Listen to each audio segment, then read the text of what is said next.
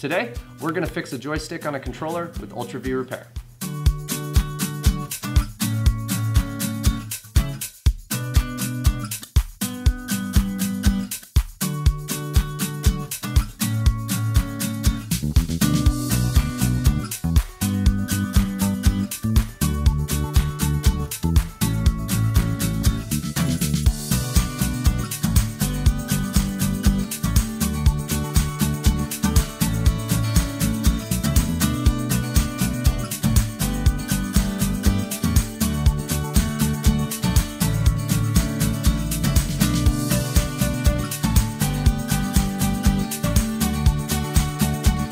As you can see, we were able to build a lip back up on the side of the joystick, so now it's good to go.